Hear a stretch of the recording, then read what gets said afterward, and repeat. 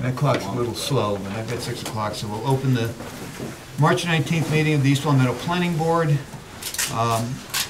Need to say that the pursuant to Mass Law, General Law, we are recording this meeting for the minutes, and LCAT is taping the meeting.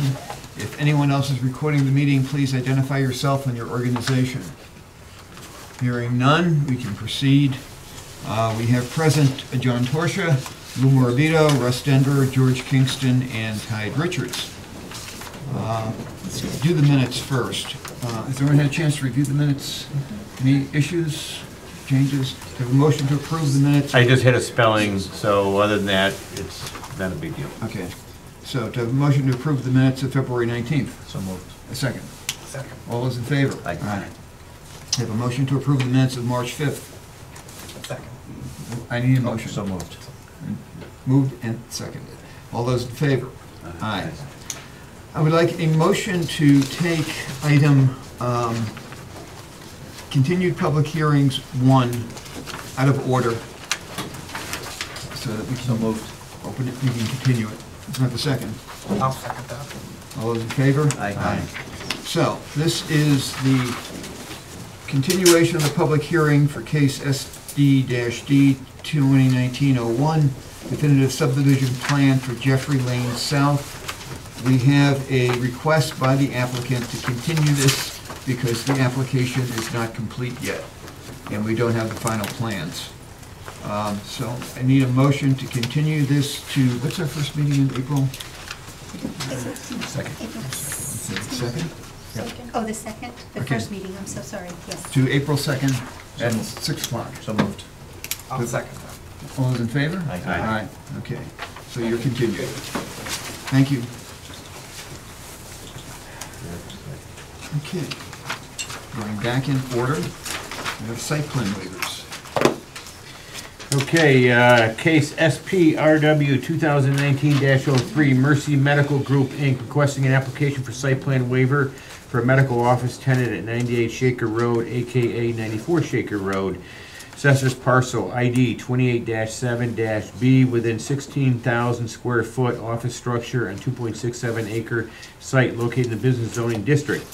Applicant is Mercy Medical Group, Inc., doing business as Trinity Health of New England Medical Group, 98 Shaker Road, East Long Meadow, Mass. Okay, so this is an existing business, I think it's a name change and getting things straightened out. I have a motion to approve the waiver. Is there anybody here from the petitioner? Is there anyone here from Mercy? Hearing none? Okay. I have a motion to approve. I'll make a motion. Do I have a second? I'll second it. Any further discussion? I find it disappointing. Had 2 meetings in a row they would fail to show. So I guess I'm going to abstain. So, Okay. but All those in favor? Aye.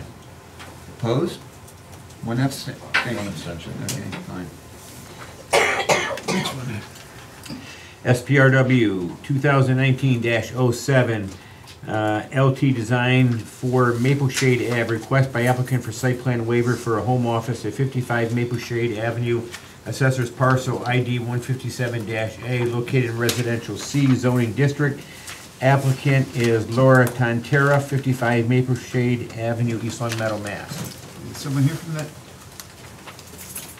Is Ms. Tantara here? No. Okay, do we know what business is on this one? It's LT Design, it's obviously a design business, a home office. Yep. Do I have a motion to approve? I'll make a motion to approve. Do I have a second? I'll second it. Any further discussion? Yeah, I'm thinking about this one. With the applicant not being here, I just was kind of wondering if there's gonna be any cars parked in the driveway, things like that, you know, the normal things we ask. Do we wanna wait 2 more weeks, or do we wanna just go ahead and? We can just wait on this one. Why don't we wait 2 weeks? Because, I mean, if they're gonna have a couple employees and a couple of cars in the parking lot, I think we should know that. Okay. So can I ask you to contact the applicant and ask her to show up? Again, we can do this on the second. It should be really quick if the applicant is, what's they're gonna do? Oh, this is chalk painting. What? This So, is the okay, chalk painter. She's doing chalk painting so interior design, whitewashing fireplaces, home decor. So it's LT Designs, she's a designer. Okay, So but, she's not probably going to entertain, well, we'd like to hear it from her. okay, yep, Okay. sorry, just continue to. Next one. SPRW 2019-08 Elm Crest Country Club requesting by applicant for site plan waiver for approval of an addition of 650 square foot to a 22,066 square foot structure on 109.65 acres of land in the Goff Recreational District. Applicant's agent is Richard Morse, Architecture, EL 264 North Main Street, Suite 2, East Long Meadow, Mass. Okay, is there someone here from there? Yes, Richard Morse. Okay, would you like to tell us what they're planning on doing? Okay, also with me here tonight is David Fleury, he's the owner of the club. Okay, And I'll distribute the materials that I have on the boards here.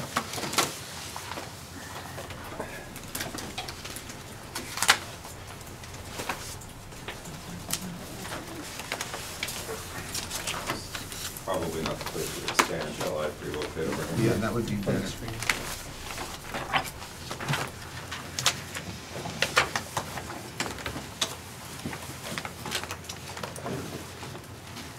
Okay, before we were before the board, we applied for temporary operations permit. So this is the next step towards restoring the facility to operation. This aerial shows that as an outcome of the fire, there were 2 fires in the rear here. And in repair of the structure, it'll be an level 3 alteration. So it'll have to be brought fully up to modern code. And that entails constructing an elevator and modernizing the bathrooms. So the outcome of that over the past year has been an intensive design process with the insurers and the various entities and stakeholders. The outcome being that we will expand the structure slightly with 2 small additions to the front, totaling 666 square feet in round numbers. This will allow us to accommodate a new elevator and bathrooms. So the impact is somewhat marginal in context of the overall footprint. Falls within the discretionary purview of the board to approve it without special application because it's under 2,000 square feet. We will also address the accessibility and parking lot. Our site work was prepared by a Berkshire Design Group.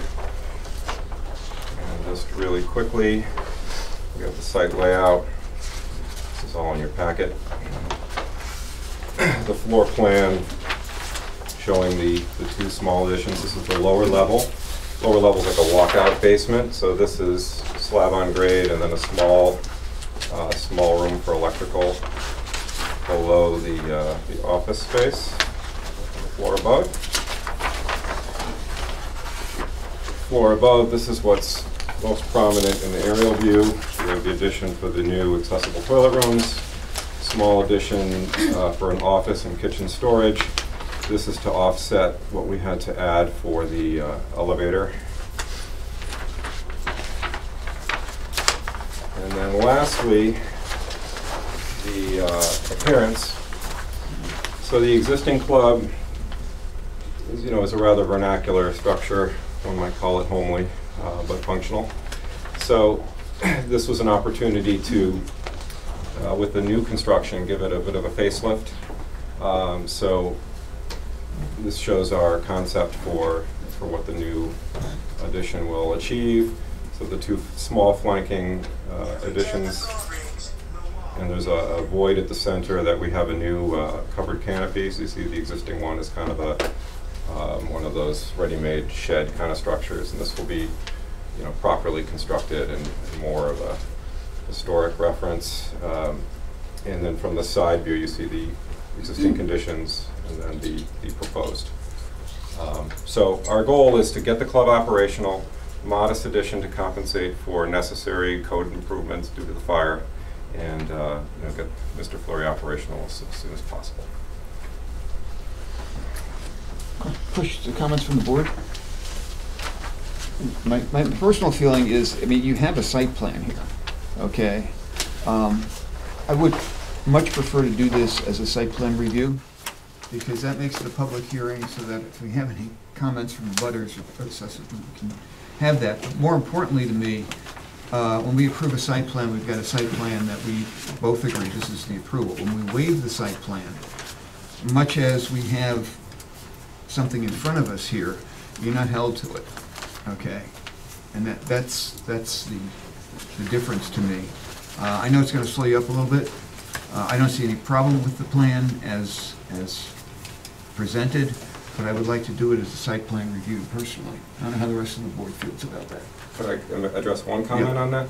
As far as what we're held to, I think you do have to consider that we have no opportunity to deviate because we are held to what the insurance will cover. Right. So the interval that's taken place since we last met, a rather lengthy interval, has been this arduous process of getting one-to-one with what the coverage will cover, arguing over every square inch and square foot. So the likelihood that this footprint will change measurably is minimal to none. I'm sure Dave can comment at length on that. Well, I understand that, but, you know, this is a board that's 5 people today. Next year, it could be a different 5 people. Having it on record as an approved site plan is a benefit for both you and us, because then if somebody says they didn't do what they said they were gonna do, you know, you got something to refer to. And hopefully it won't slow you up too much, but I think, in my opinion, that's the right way to go. I don't think the rest of the board feels on this. For us, it's about timelines, to be quite honest. We've been a year and a half I understand with that. huge debates and discussions with the insurer, I to no end, to a point that empathize. Yeah. I appreciate the empathy, but nonetheless, what we're trying to do is actually get going, because this has caused a major detriment to this business operation. I'm sure. So for us to continue, as Rick is explaining, going through further process, further public opinion, when to his point, he couldn't be more correct in the fact that we almost can't deviate from this, because this is basically an agreed upon over a year and a half of debates and discussions and heavy arguments to get to where we are now. Strictly driven by coverage, code compliance, and accessibility, requirements. Right. So this has been thoroughly gone through by our team, which is huge, and their team, which is huge. So for us to deviate from it would be unlikely. So from the legal point of view, we don't have anything from the insurance company in front of us that says you have to do this, this, and this. So essentially, we're taking your word for it, which, Well, I think no reason we shouldn't. Yeah. But at least it goes to George's point of something's gonna be put on record. And so we don't have that insurance report to kind of have as a backup to then make that decision you're wishing us to make. Well, I think the key is that we adhere to section 7.41, which gives you the discretionary measure of, it falls within the bounds of less than 2,000 square feet. It's not substantial, it's no change in use. It's no less detrimental. In fact, it's an improvement. So I think that gives the board the authority to give that approval if they agree that it adheres to section 7.41. I agree we have the authority to do it. The question is whether we want to do it. Tide, how do you feel about it? I'm mixed about it. I can certainly see where they're coming from, but I also see where we're coming from, and I'm just trying to figure out what a solution might be. So why don't you ask the other guys while I keep thinking about this? Well, I'm where Tide is right now, so. John? I mean, could we possibly do this in 2 weeks at our next meeting I and have it? I don't think we quickly can be done? advertise it in time, can we? So when you were in last year, you asked for Temporary operation. temporary operations, which some people say is in disarray, some of the tents and so forth like that. So golf season starts 3 or 4 weeks, 2. 2 weeks, okay. So, I mean, can you continue in operations? So if we One of the extended that? requirements of our temporary was to come before the board again and show progress. And this is Yeah. progress, So so that thank you was- very much, we do appreciate that. And then it would be up to you to decide if you want to continue temporary operations, or what we're hoping is move us towards, we would file for a foundation permit, as I'm sure Dave would say, as soon as we can possibly, get those documents into building. So you'll see this again as a formal building application. That's our intention. Our intention is exactly that. Our intention is to file for foundations Sure. planned so that we can actually begin work as soon as possible. That's our goal. In the interim, we will be asking that, we can continue as temporary operations. So isn't that the compromise, that we act on their motion to extend the temporary operations while they come in and do a site plan review? Yeah, that's perfectly the right way to do it, I think. I mean, we can do it on April 16th, okay, which is the earliest that we could. Let me just ask, the only reason why we can't do it the 2nd is because of advertising? Yes. There's no way in the world we can get the advertising in for that meeting, right? It won't go into the Republican? 2 weeks in advance, so we're already in March 19th. And I guess I Second. want to put this in perspective too. So over the last couple of years that I've been on this board, 3 days. there've been a fair amount of instances where neighbors have come in and said, at the hearing, they said this, and they were gonna do this, and they never did it. We just went through a major process with the church, Yeah. of all places. And so we essentially told the church, you couldn't get your permit until you went through a site plan review, because we want to put it on record, so that wouldn't happen again, kind of situation. So it might be a little different approach we're taking, but I think the approach we're taking will create certainty moving forward for both the board and for the neighbors and everybody concerned. So it might be a new way of doing things here in town, but I think it's needed to be done, so. I don't think anything is gonna change in your plans, which is certainly gonna be one of your concerns. It's just a matter of just getting the file put together so we don't have to worry about this ever again. And, but I know that doesn't give you any comfort. Oh, well, I got nothing more I can say, unfortunately. What's the deadline for the Republican? Oh, well, they need 3 days in advance in order Okay. to even process an ad, and just looking for April 2nd, we don't make it April 2nd, that's 2 weeks from tonight. Yeah. So How it should have been far in advance advertised. do we have to advertise? 2 weeks. 2 weeks? And you Okay. can't count the day of the hearing. Okay. So, Yeah. so it should have been in It yesterday's. would have to be the paper. 16th, Mhm. yeah. Yes, sir. Okay. So, I'll entertain a motion to approve the waiver, and then we can discuss it and vote. If we don't approve the waiver, then they're gonna have to come back for a site plan. Okay? So what action can we take tonight about extending the temporary usage? I think we can take a vote on that, even though it's not on the agenda, because it's a procedural thing. So if you make a motion to approve the waiver and we vote against it, then there's no waiver. Right, so that they have to do the site plan, that's all. Right. It doesn't say we're not approving Right, right, what they right, want to right, do, right, it just right, says right. we're not I waiving mean, I the just site want to plan. mechanically make sure I understand Yeah. what the vote is. Yeah. Okay, and then, okay, then we'll go with the temporary business extension. Yeah.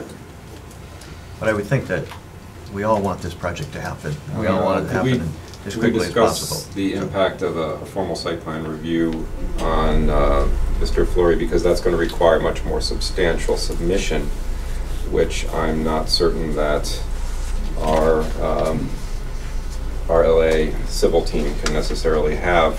I can't speak for them tonight, for the next What available additional do you hearing. feel you need other than the site plan that you presented? Well, I have to look at the submission requirement to see if they're different than what we have submitted thus far. Looks pretty good.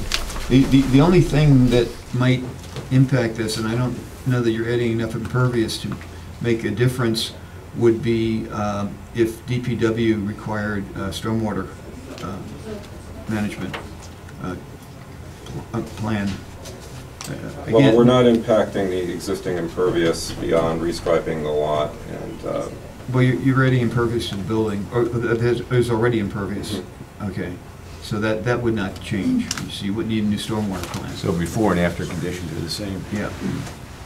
So that's the only thing about site plan that I can think of that would yeah, just off the normally top of kick my in. head, I would thought Okay. that it might trigger a more robust submission. But no, I mean, you've got a plan here, okay? I mean, I'm looking at it, and it's a site plan. It covers the entire part of the property that is impacted. Correct.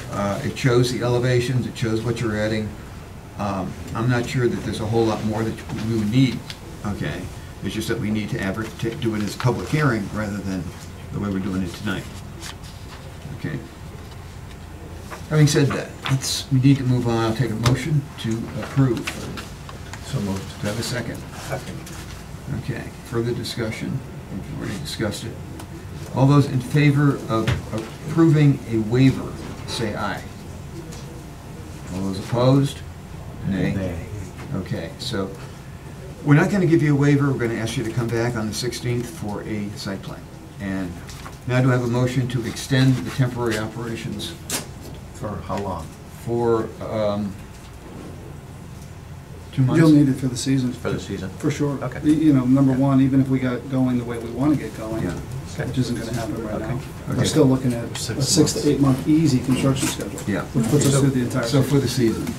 So I'm gonna say through November 1st of 2019, because if we come in and we approve a site plan, and they start construction right away, Yeah. you'll be in full progress, and there won't be a need to extend it past Right. November 1st. Right. So I'm gonna say through November 1st of 2019. Do I have a second? I'll second it. All those in favor? Aye. Okay. We look forward to seeing you. Okay, we'll see you on the 16th. Okay, thank you.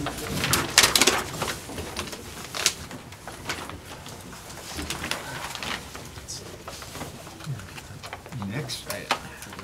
SPRW 2019-09, Cape Whites for Mountain View Road. Request by applicant for site plan waiver for a home office at 155 Mountain View Road, Assessor's Parcel ID 49-24-11, located in Residential A zoning district. Applicant is Kevin Kelly, 155 Mountain View Road, East Long Meadow, Mass. And someone here from, tell us what you're gonna do. This is strictly an internet t-shirt sales. There's no printing at the house. All it is basically is me taking the t-shirts and going to the post office and mailing them out. Okay, so you're not gonna have a commercial vehicle? No. Nobody nothing. comes to the house? Nobody comes to the house Okay, and where do you get them printed? in West Springfield. Oh, okay, great. Okay, do I have a motion to approve? So moved. Do I have a second? I'll second that. Further discussion? All those in favor? Aye. You're good to go. Thank you Thank for you. coming in. Thank you. Jeffrey Lane is continued, right? Right, we already did that. Yep. So, case SDD 2019-02, definite subdivision plan for Fairway Lane Estates. Request by applicant for approval of 10 lot subdivision on 6.82 plus or minus acre parcel at 295 and 299 Maple Street, Assessor's Parcel ID 6-11-0, 6-10-0, located in Residential B zoning district. Applicant is Mike Carabetta, 202 Allen Street, East Long Meadow, Mass. Continued from February 19th, 2019.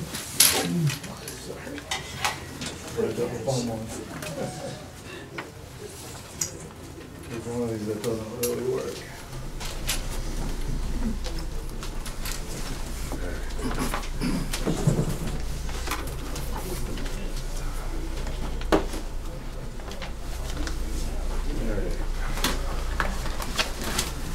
Have to give to the board some copies of a traffic letter that was prepared based on the comments from the last meeting.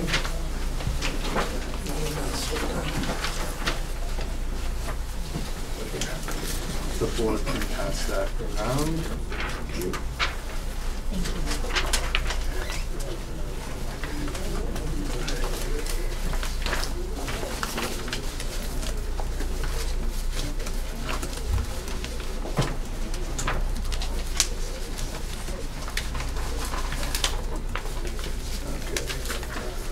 All right, so good evening. My name is Philippe Cravo from Arlevec Associates.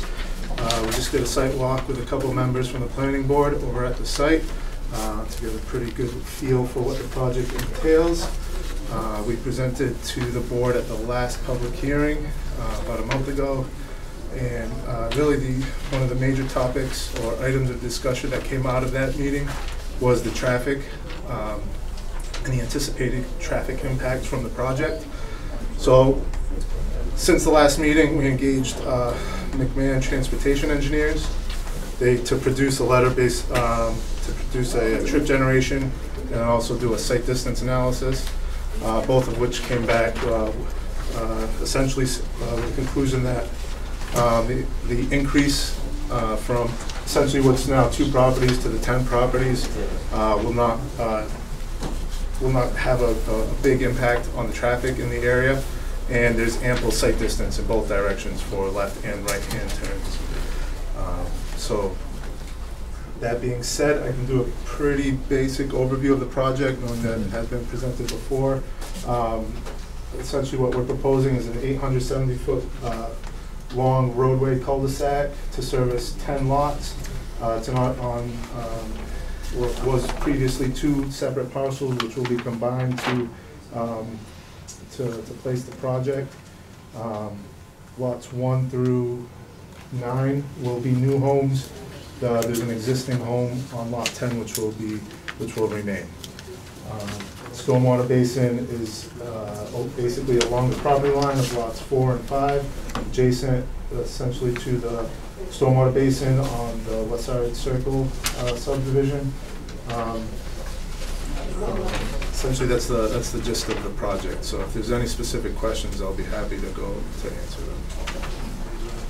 Start out by opening it to the public. If anyone has any comments or questions about this, please identify yourself, name and address, and come up forward and speak.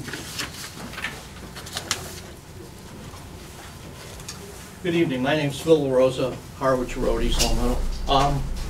Will there be a bond held for this road, for this property? It will either be a bond or a covenant. Covenant means that they can't sell the lots until they basically use the lot as the bond. Okay. But it is the builder's responsibility to complete the road and have it accepted by the town, Yes. ultimately? Correct. And the town has changed its policies recently that we do not do partial releases of bond, so that we'll make sure that we have enough money to complete the project if the builder cannot. Okay. And do we not remove the snow and take care of the trash parcels until this road is complete, until the town accepts it? Is that how it works? That's a question for DPW. My understanding is that they do not provide those services to unaccepted streets, but again, that's the DPW policies and the trash policy, Okay. which we don't control. Well, my question this evening is this same developer did a project several years ago now called Dearborn Extension, and that road is still not taken care of. We're holding something in the area of $13,000. Before we let this developer have yet another division with multiple homes, make his profit, it seems like the developer should finish up a previous development to the town's satisfaction before we allow him to have another. May I? Yeah. Mr. Carpenter, would you address this? Yes, I actually just finished the last house in that project last year, so I had to dig up the road to extend the electrical. So the plan is to finish that road this spring. The only thing that's left is the final grade, final asphalt coat. Okay. This has been extended and extended many times for this developer. And I just fear for the 9 people who will move in here, and they'll be stuck with what the 3 families on Dearborn Extension are stuck with. And the town is servicing, we used to have a rule, George, and you probably recall it. They didn't remove the snow, they didn't get their trash removed until the road was accepted by the town. And I just hate to see us have 2 developments in the same status. Thank you. Thank you for your comments. Would anyone else like to address the board? Hearing none, I'll take it back to the board. Are there any questions or comments from the board? So, I'm going to raise the issue about potential traffic issues. So for a couple of times in the last week or so, I actually pulled into that roadway, and during morning traffic and afternoon traffic, because I thought there would be an issue about that. Did not find that to be a major problem. My dentist is Doris Dental next door, same type of situation. So, you know, I was satisfied with my questions being answered. And I walked that at 5 o'clock this afternoon. it's surprisingly bigger than I thought it was originally, and it's actually, I think, going to be a very nice development. Questions or comments from the board? Is there policy in place now, the new policy that would prevent something like that from happening again, or? Well, what we have now is, we don't do partial releases, so we've got more money if the developer defaults. Now, in this case, in the case of Harwich Road, the developer hasn't defaulted, he's still working on the project. And it's up to DPW to decide when a road is acceptable to the town. The good news is that we can accept roads all year long and not wait 6 months for town meeting to happen. So that when the work is done, as soon as it's done, they can petition the board to accept the road. Town council. Town council to accept the road. So things can move a little faster than they did in the past. But, yeah, I mean, we've had situations where developers have gone belly up, you know, and that's why we have a bond. Because if the developer does go bankrupt, which has happened, we've got something to make sure that DPW can hire somebody to finish it. And by not doing partial releases, we make sure that we do have enough, because it's hard to estimate always in advance what it's going to cost. Any other questions or comments from the board? Hearing none, do I have a motion to close the public hearing? So moved. Do you have a You want to second? do your waivers first, What? your final waiver. We'll vote on the waiver after we close the hearing. Yeah. Okay. Do I have a second on that one? Somebody? I'll second it. Okay. All those in favor? Aye. Okay, so the public hearing is closed. We're not taking an additional input. We have a waiver. What is the waiver that we have here, Connie?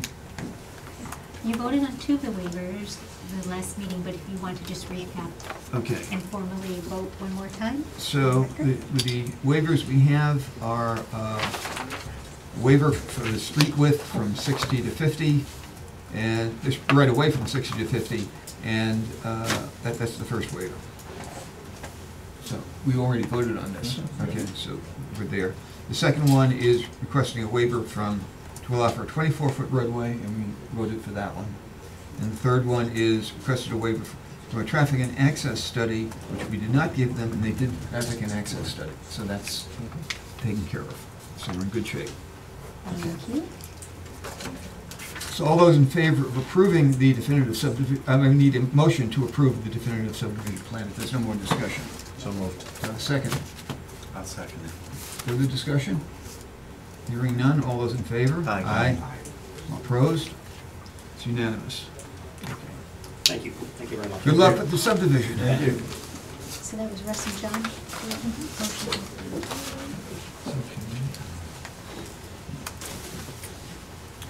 Ready for that? Can we go to these? Oh, okay, this. I want to make sure we get everybody. I just want to do this. The last one before we do. Okay, yes.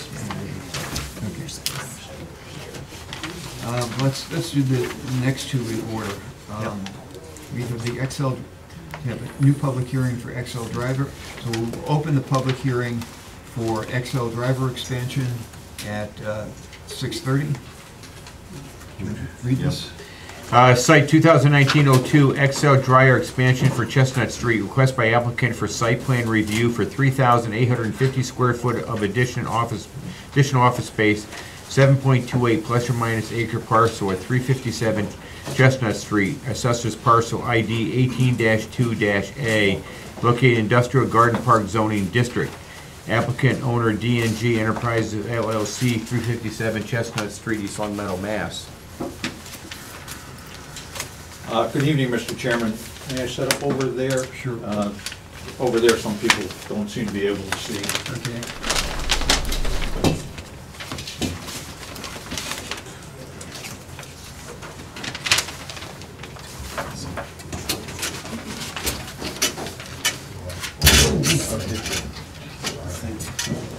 Thank you.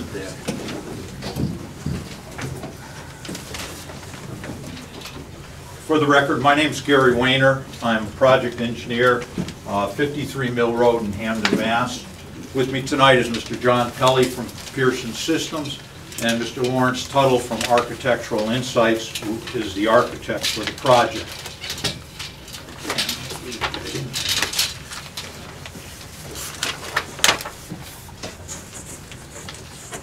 We are in front of you tonight with a request for site plan review and approval for an office addition to the, I'm sorry, I got them. I apologize. Hopefully we can do that. A 3,850 square foot office addition to the existing structure at on Chestnut Street, 357. It's a one-story structure and will add administrative office space to XL Dryer, which, as I'm sure most of you know, is a world-renowned leader in industrial hand drying, and you've probably gone to Patriot Stadium, you probably use them. But since business is good, they need additional administrative office space. And as such, they are proposing this addition. As part of that addition, they are going to be required under the current zoning bylaws to add approximately 14 parking places for the addition. Although the number of employees will not be 14, as you are well aware, the parking requirements for the town of East Long Meadow for office space is 5 per 1,000, so that works out to the required 14 that would be necessary on the particular site. At the current time, there is a wetland, an intermediate wetland on the easterly property line. We have been to the Conservation Commission and they've issued a negative determination for the wetlands, meaning that we can move forward under the Wetlands Protection Act. We are outside the 100-foot buffer, and in fact, the architect and Pearson and Mr. Gagnon from XL made certain that the building itself would be outside of the 100-foot buffer. We do have landscaping within that buffer zone, however, it is an aesthetic and a non-impacting wetland factor. No new utilities will be necessary to come off of the street. Electric, gas, sanitary sewer, water are all adequate to supply the addition. The only additional utility, if you will, that will be necessary will be a small stormwater retention basin to take care of the impervious surface of the parking area. When Ecotech designed the stormwater management system back in 2007, 2011, we've had a number of additions for the site.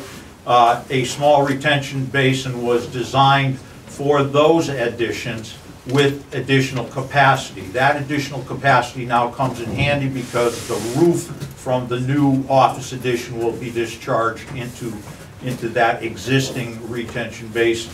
All other drainage will be taken care of by sheet flow right off of the parking lot into the basin, the new basin that we're proposing. We recognize that we're up against a residential district, and so the existing line of the parking lot, if you will be maintained along the westerly border, meaning that there's about 120 feet of undisturbed wooded area that will remain following the construction of the parking lot. And really, those are the highlights. There is no lighting proposed for this parking lot. Iverson has a loading dock next to, if you will, or near the parking lot, which sheds some light and will provide security, but we are not proposing any additional. The existing XL structure also has wall packs, which provide adequate lighting for the site. We don't anticipate any major additional traffic, a couple traffic trips a day. No, in terms of truck traffic, that is not what this site plan is asking for. Basically, it is for the office addition. We have asked for the site plan waiver for the traffic study under the application. So as we anticipate, there's very, very little impact to Chestnut Street at this point in time. Those are really the highlights of what we're proposing to do. Be happy to entertain any questions with regard to the expansion. Do we have any comments from DPW or anybody else on this? So, I believe they're in your folders. We sent them all to you, and we also put copies in your Right. folders. I wonder if there's anything we need to read into the record. Building had no comments. Okay.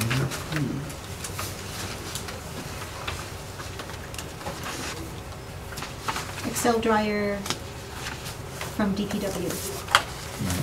The applicant, as stated in the stormwater checklist, shall submit an illicit discharge compliance statement prior to the discharge of any stormwater. So she did provide an illicit discharge statement that's signed by the applicant.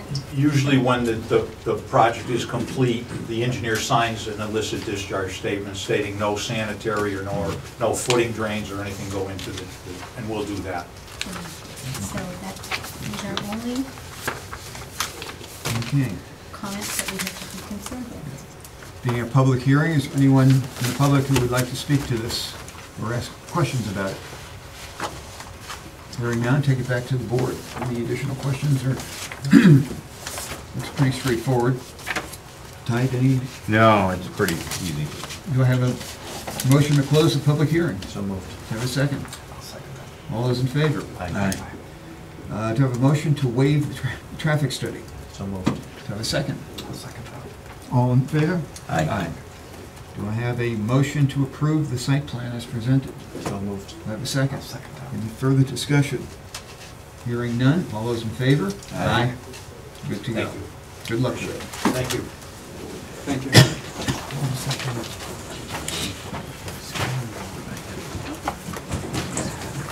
Now we have 794.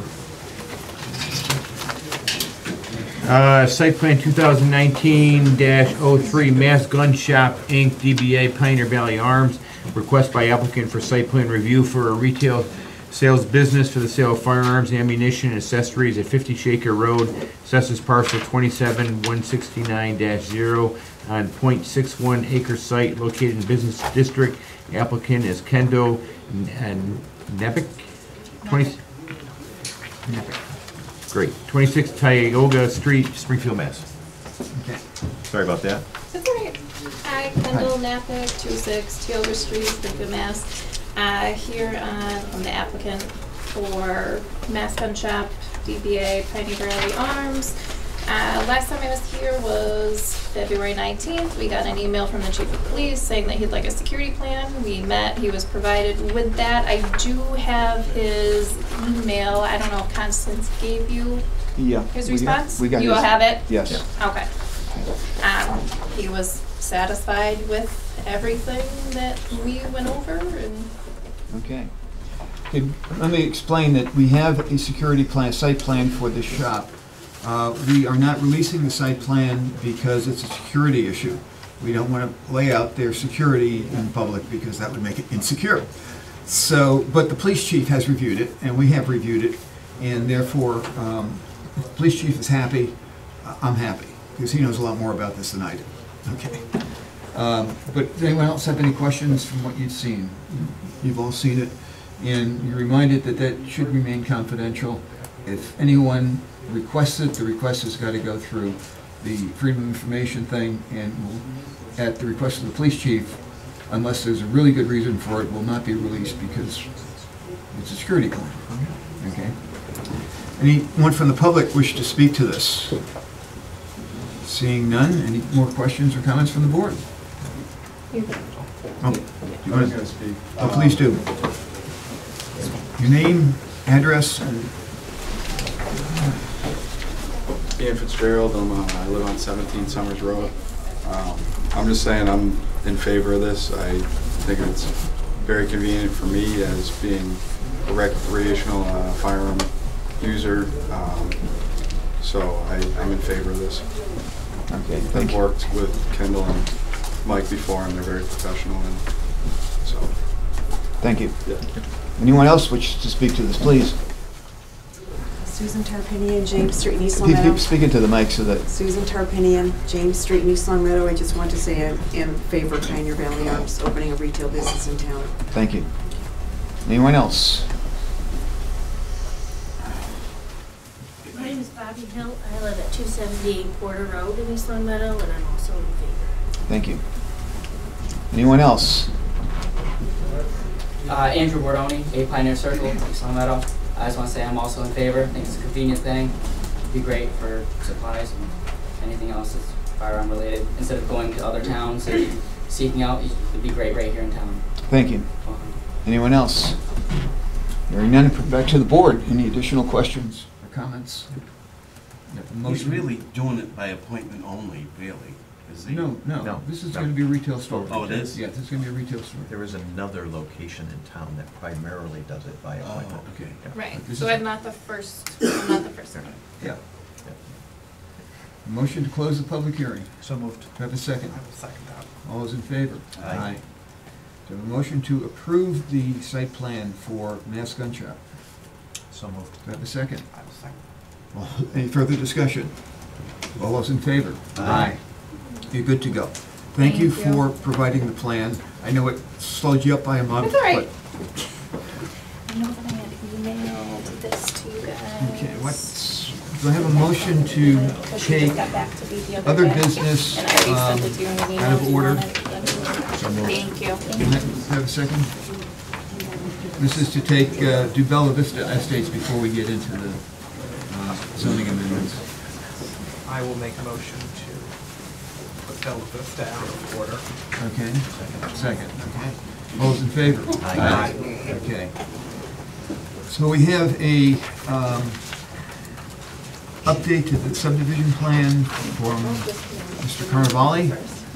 Yes. Good evening. My name is Brian Fitzgerald. I'm an attorney with the law firm of Fitzgerald Attorneys at Law right here in East Long Meadow with our offices at 46 Center Square. Why don't you come up and sit down? It's Okay. easier. All right, sure. Because Are you related to Frank? Yes. Yes, Frank is my father. Yeah, he's the smarter Fitzgerald. I was actually thinking the other Frank.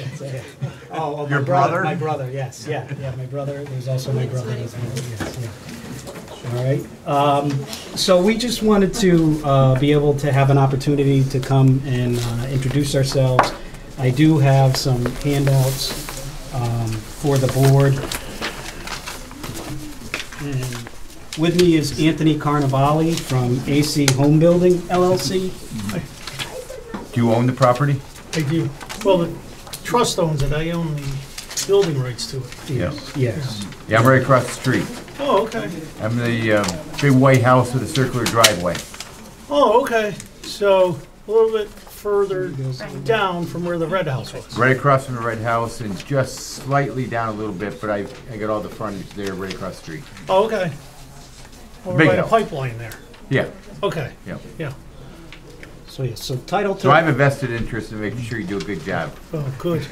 We're here to tell you You that feel comfortable. we do good work. So we are, the title to the property is in the name of the trust. It's the Bella Vista Holdings Realty Trust, of which I am the trustee.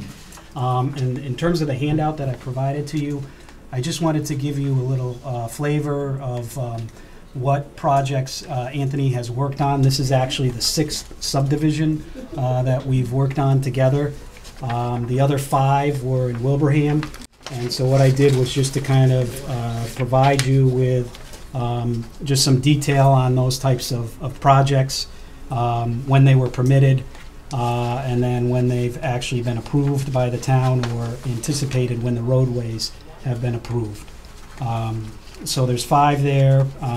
The first one is Washington Heights subdivision, which is located off of Manchonis Road and Washington Road. It was a 27-lot subdivision that was permitted in June of 2012, and all the roads were built with 27 lots sold and the homes built by September of 2016. And then the town accepted the roadway in its completion in 2017. And then the next project that is in the handout is Daniele Drive. And it was a small 3-lot subdivision, which was an extension of a street of Daniele Drive. This was a great project in terms of working with the town DPW to improve Daniele Drive, which hadn't been improved since the mid-60s. So what we were able to do was coordinate with the town DPW. They had it on their list to improve Daniele Drive, and we coordinated with them in terms of the construction that took place, which ultimately improved all of the road drainage easements, road drainage for all of the neighborhood residents because they were impacted by the poor condition of the roadway. So Okay, I think we get the message here. Yeah. So what? Yes. As to Bella Vista. Yeah. You're not proposing any changes to it at this point, to the site plan? Correct. We're not proposing any Okay. changes to the site plan. It's primarily what is known as Bella Vista Drive. We've purchased 17 lots. It's lots 9 through 25. We have an agreement with the prior owner that their first 13 lots are designated as Phase 1, and we would designate Bella Vista Drive as Phase 2 as part of the subdivision. Okay, and you're still planning on doing the wetland crossing? We're looking at all the options right now. Okay. Yes. But at this point, you're not proposing any changes? Not tonight. Okay. So, do we have, are you asking us for taking any action tonight, or just kind of introducing yourself? Introducing ourselves and then having an understanding that we've had meetings with the town planner and the town DPW. We would like to proceed with the road work, with starting the road construction. We know that there is an issue with, there's a pending enforcement order from the Conservation Commission, and I'm not certain that it's been issued or signed off yet. We had approached the Conservation Commission and met with them back in February to address the prior developer. There was some issues related to wood chips being within the resource area, and Mr. Carnevale addressed those issues and concerns that when the weather is cleared, he'd be able to have a crew hand rake out the wood chips from that area. Okay. And then as well as the flagging of the wetlands in that area. Essentially, the wattles have all been placed along to delineate the road, the work limit areas all along. Okay. So, Those were in place and in state and labeled as such. But within the order of conditions, as you know, flags need to be maintained as well, which kind of went to the side and... That's a Conservation Commission issue, I think. Right. Yeah. Yeah, as long as the plan remains the same, we really don't need to take any action on this. Okay. Ms. Broaders and DPW are, I'm sure, working on making sure all the covenants and such are in place, or whatever it is that we need to have on bonding, right? Okay. So the covenant is being modified. It's Yes. before our legal Okay. counsel, and you will be taking action on the covenant as well as any modification to the HOA and CCRs. Okay. And all those documents are in the hands of our Fine. legal counsel. So thank you for coming in, and good luck with it. Yeah. If you just allow me, well, a couple Sure. of questions. One of the reasons why in the handout Brian gave and having, maybe 47 lots there in the last decade, Yeah. paved, families in there, people paying taxes, people paying for all kinds of wonderful things, is we've had a great opportunity to work with great boards and departments throughout the towns that helped along the process, really, believe it or not. So one of the things I could ask is that, and we have, at this point, we even picked up another deposit over the weekend, which I Yes, forwarded yeah. to you. So So there's a lot of activity and a lot of people very interested in moving into the subdivision, which is great for the town, and great for services and so forth and so on. Typically, just so I know, for the next meeting, or even tonight, the building inspector, I spoke to him, and he's willing to issue a building permit. How does that typically work with the planning board? We don't have anything to do with building permits. Okay. Okay. you've got a subdivision plan, Yes. okay? It's up to him to determine whether or not you've got enough road to put a house in. Okay. It's that's not our job. You know, the only concern, obviously, is for public safety. Right. Okay, you gotta be able to get a fire truck in there. Right. Okay.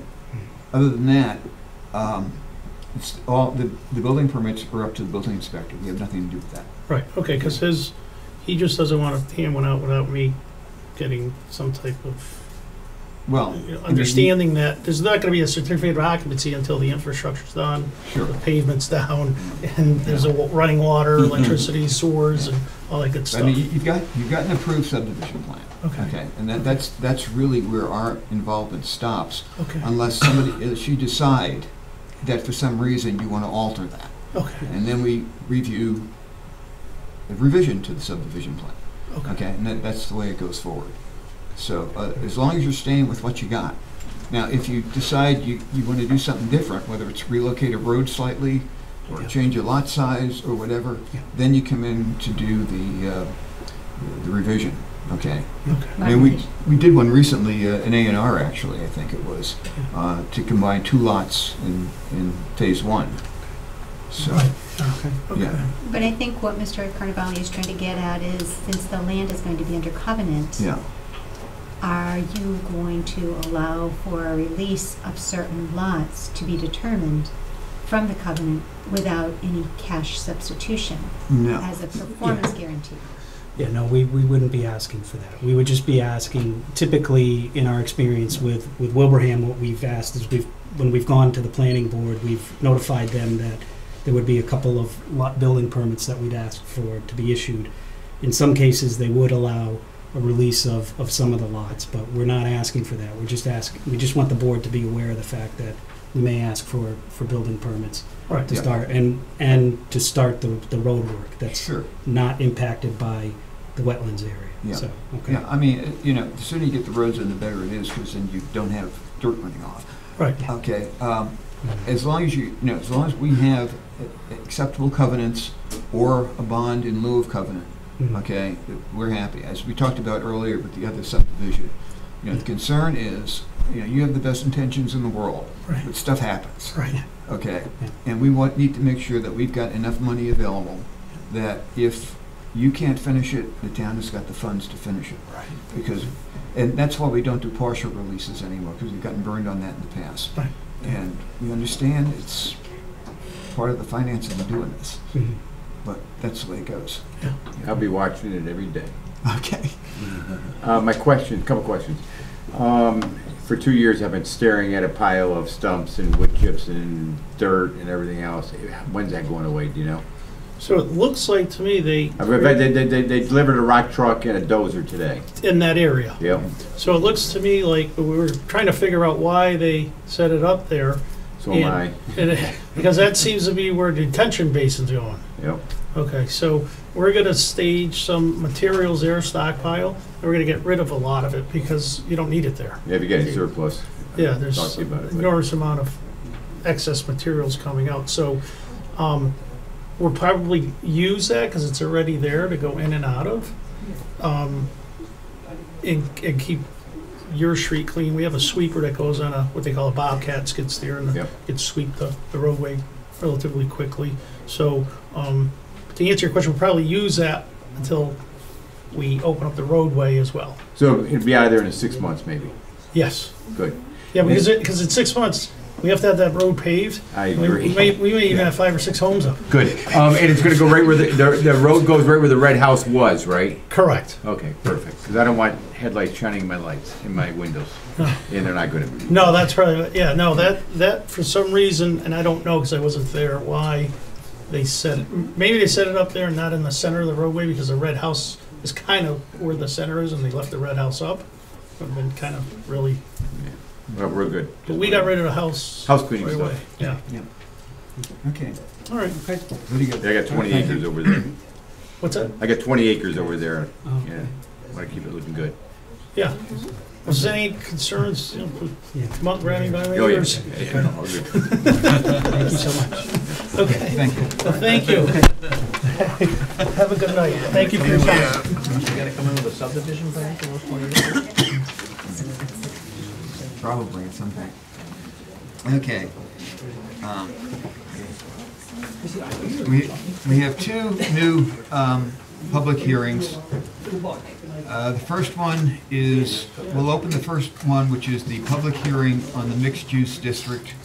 And this is basically a reopening of something that we started last fall and was withdrawn because of town council's concerns. And now we're reopening this as a public hearing so that we can continue developing the mixed-use district bylaw. Case ZN 2019-01, mixed-use district, petition by applicant M&A Long Meadow LLC to amend the zoning bylaw by adding a new zoning district for mixed use and to change the zoning district map for the town of East Long Meadow. Applicant's agent is attorney Jane Menadowski Fitzgerald, attorneys at law, PC, 46 Center Square, East Long Meadow, Mass. Good evening. Good evening. Jane Mantaleski from Fitzgerald Attorneys at Law. I'm here with John Tykina and Joe Conley from the applicant, M&A Long Meadow LLC. And again, we are here for petitioning for a mixed-use district to be added into the zoning bylaw, as well as an amendment of the map to add in that district as well. John Tykina is here with some information and that may be useful to the board and helps with this discussion. I'm also brought some, which maybe you all have seen, but I'm not sure if you have all seen. There was an article in Mass Live today with respect to a mixed-use development that's happening. In Berlin? Yep, in Berlin. I read it. And That's Berlin, Massachusetts. not Germany. And I thought it was Berlin, New Jersey. It is a small town. I think it's less than 2,500 people in that town. It is a very rural community, huge agricultural base. And I thought that was important for the town of East Long Meadow, which is historically both agriculture and industry. But it was a good article to show how mixed use is being done in these small suburban rural communities. And so I printed off that article for both anybody in the board who wants to see it and any members in the attending today, any members of the community attending. And I also took the time to print off that bylaw in the town of Berlin as well with respect to the mixed use district. And so I have copies again if the board would like them, or anybody in the town. That would be useful. Okay. Article and bylaw, or just both? Both. Perfect. Save a few trees on our part. Yeah. Thank you. You're welcome.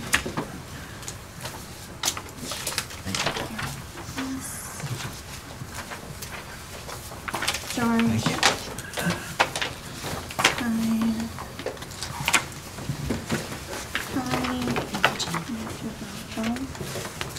Yes.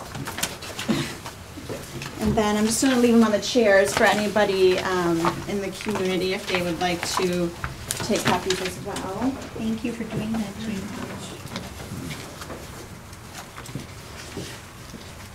So yes, we've been present at a couple of the last working sessions that the planning board has had. And we appreciate all the work that the planning board has started to take on the possible mixed-use district. And we are, really here to start the discussion. And again, the petitioner is here for discussion, comments, questions. So if the board would entertain Mr. Tykina taking kind of the lead right here and just kind of explaining what he would like to see and or what we would like to see, and entertain questions from the board. Do I need this? Probably, right? Not a bad idea? Yeah, it's not a bad idea. It'd be a better idea if I didn't plug it. So, thank you.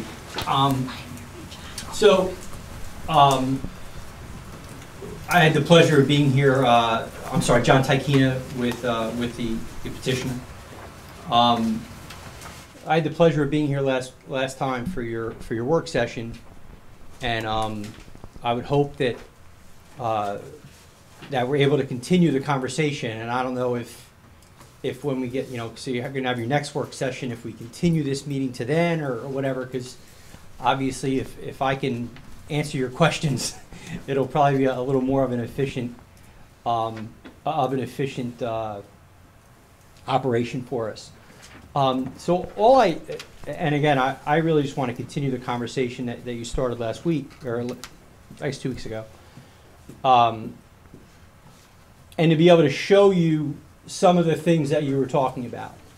So there were different elements to a mixed-use district that you were talking about in terms of building sizes and building heights and building floor areas and things of that nature that I wanted to be able to show you some examples of them, to say, this is what a mixed-use building looks like, and this is how tall that building is, and this is how big that building is in terms of square footage.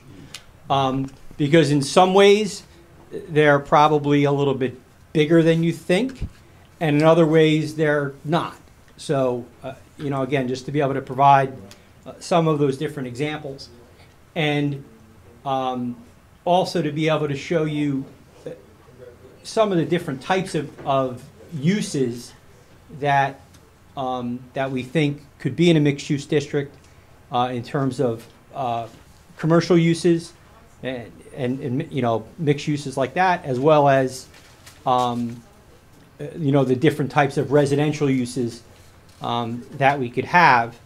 And I have plans of all of them, and I have plans that I can leave with you as well, both big and small, so that you can have them at full size, and you can have 11 by 17s that the board can have to look at and take notes on and things like that. So, what I'd like to do, the first thing I'd like to do actually is to talk about a mixed-use building.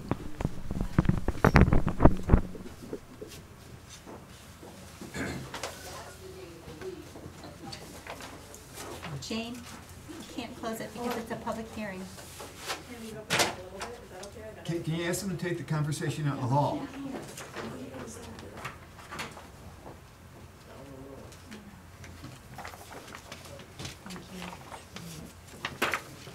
Connie, can you ask them to take the conversation out in the hall? Oh, do you want me to?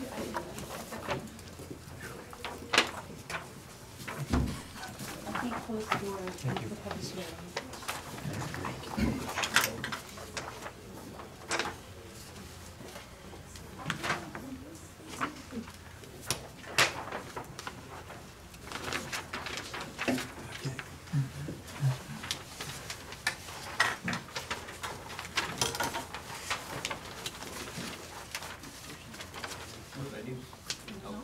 I messed everything up, I got up. No, I shut down. That's fine. So,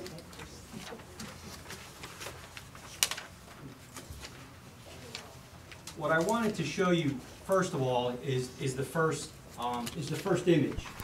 So this is a mixed-use building that we built in Piscataway, New Jersey, which is actually, this is maybe. This is 1500 Stelton Road. My office is at 1260 Stelton Road.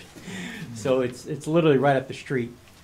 And this is the piece that's is the first image in the package that I handed you as well. And I'd love to say that was by design, but it was a pure accident. So this is a mixed-use building, and it has a couple of different components. So in what I would call the front, you can see that reads as an open area. This would be where your retail and your restaurants would be. So this is 80 feet deep. I think it might be 81 feet deep. So it's roughly 80 feet deep, and it's 185 feet long. And that results in approximately 14,000 plus or minus square feet of area on the ground floor that's available for retail. In some of the buildings, that are there, we carry the retail around because we have a corner.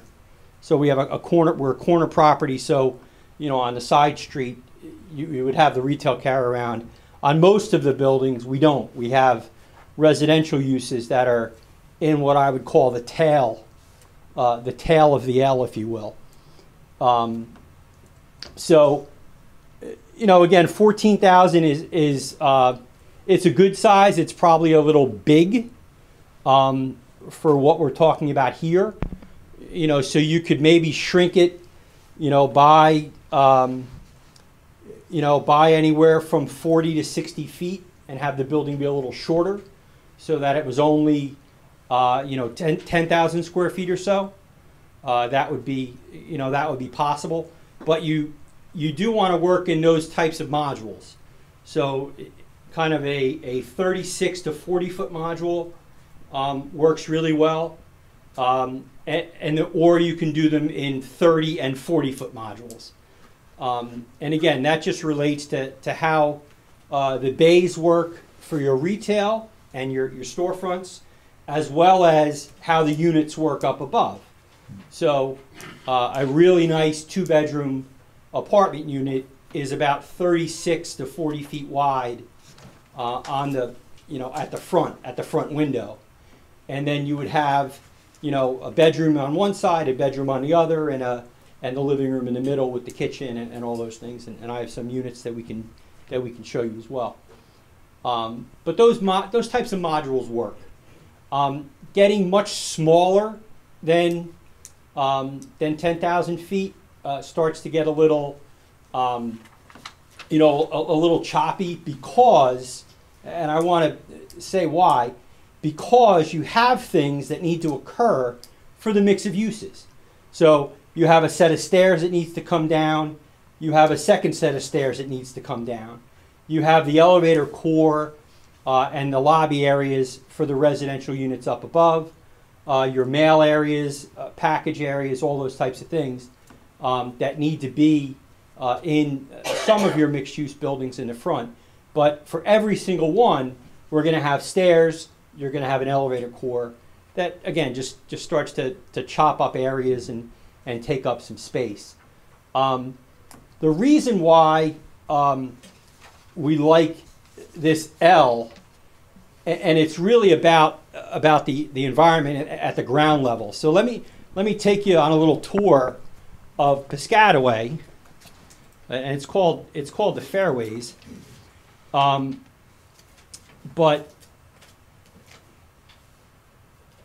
if I can take you on a little tour and show you. So let me get the clock tower out of the way. We love our clock tower, but it's a little much when it's in the way. So this is this would be that front facade where the retail is at the ground level, and then the residential units up above. But what we like about having the L is really about being able to create a kind of two different facades. So we're going to be able to create our retail facade, along the front, and then we're going to be able to transition back and show our residential side as we continue around the building. So you end up with a nice corner and a treatment that continues back so that you don't see, went too far. So you don't see, kind of the back of the building from the front. So it kind of creates a continuous streetscape all the way around what you would perceive, in our case, from Chestnut Street. A question for you here now. Yeah, please. You got 3 floors here, basically. What's the total height of the building? You jumped right to that, didn't you? Yeah.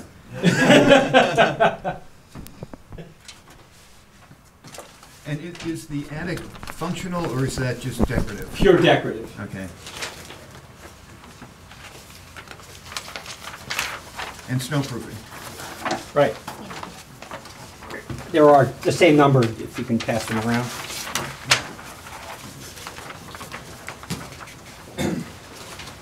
I feel really bad. I brought for you, I brought for Marilyn, I didn't bring one for my partner. That's just a bad job, I mean. So the answer is on that page there.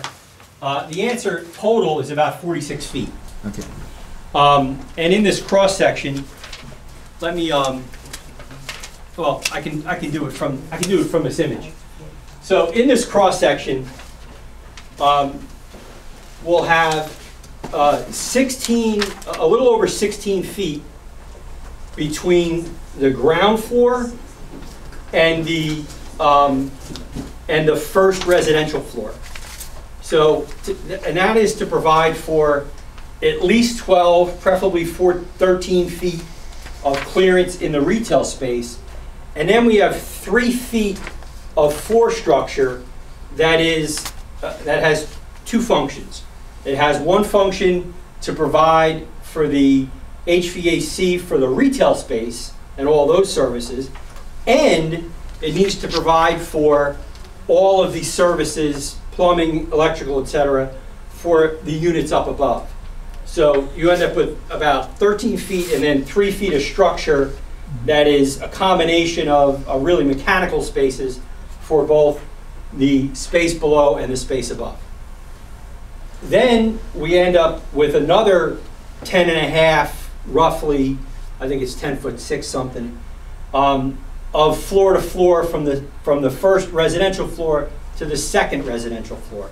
And again, that provides us with 9 feet of clearance in the apartments, and then another 1.5 feet or so to provide for a little bit of the HVAC for the apartment, but mainly to provide for the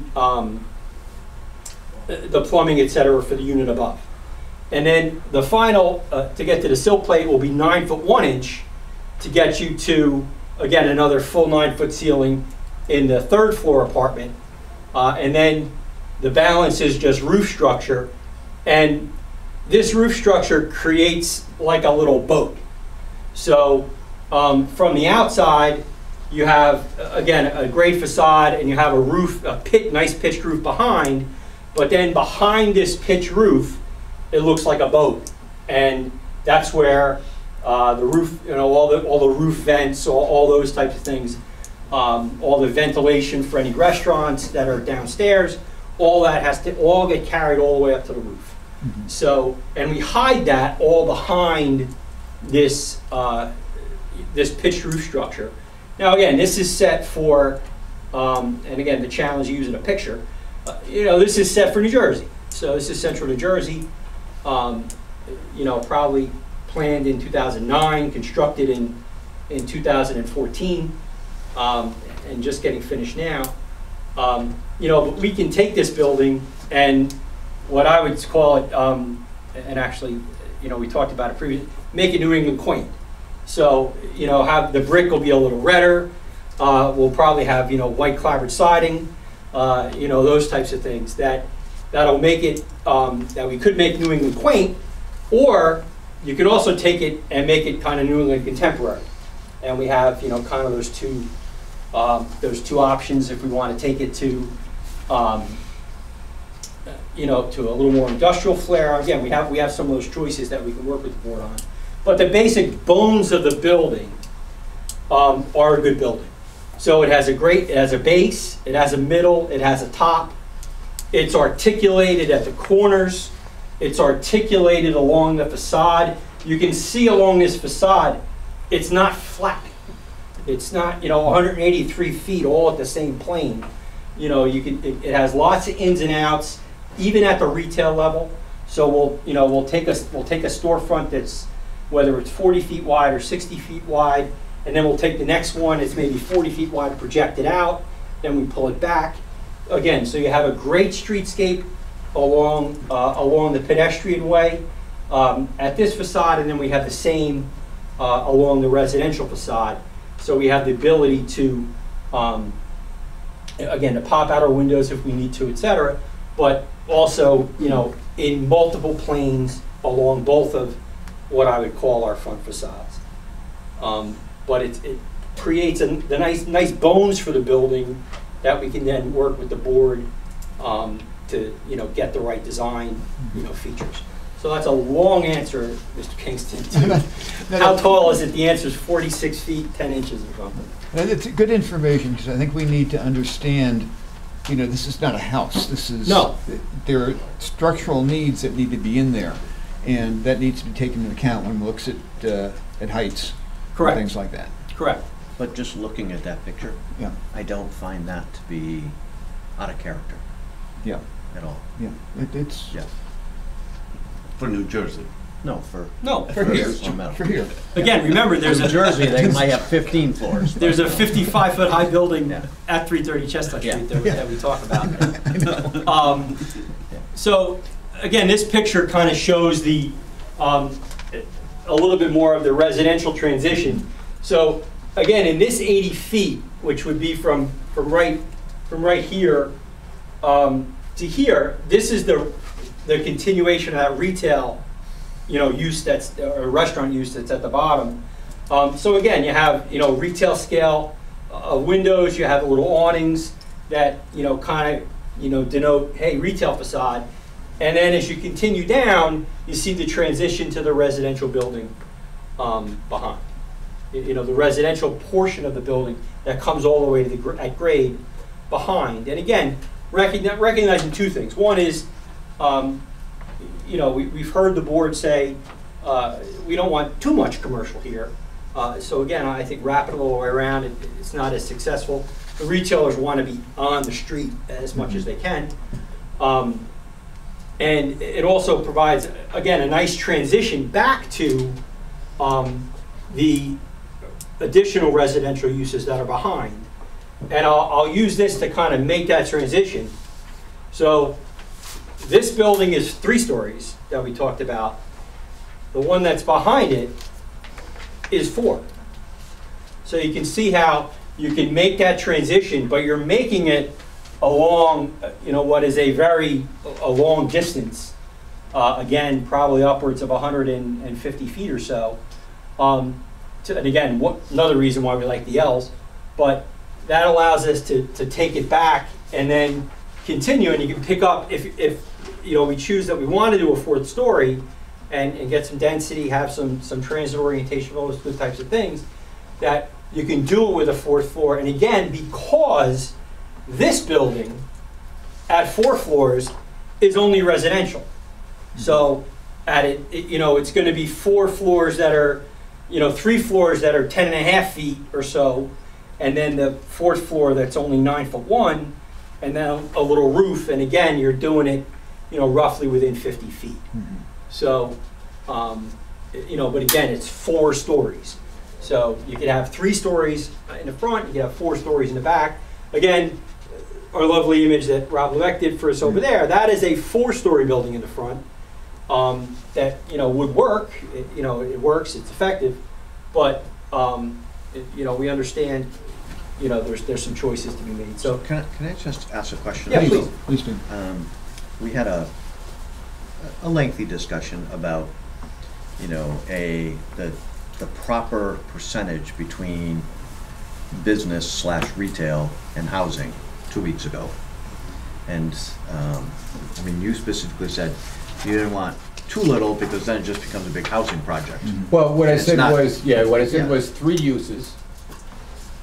And I wasn't really specific in what the uses would be, but residential, let's say hypothetically, residential, office, and retail, and then of course now you got restaurant, which maybe you could call that retail, but in any event. But what I wanted to eliminate was a mixed-use zone that turns out to be just residential, because it was like, oh shucks, we didn't get the retail, we didn't get the restaurants, so we just did a residential. So, which is really project. begging my question with the problems retail are having out there. I mean, every day, I know I'm talking about big box stores, but no. I mean, you see that. So what, you know, what is the percentage in a development like this of housing to retail? This development, well, I can speak specifically to this development. This development specifically has approximately 70,000 square feet of retail, and it has 332 housing units.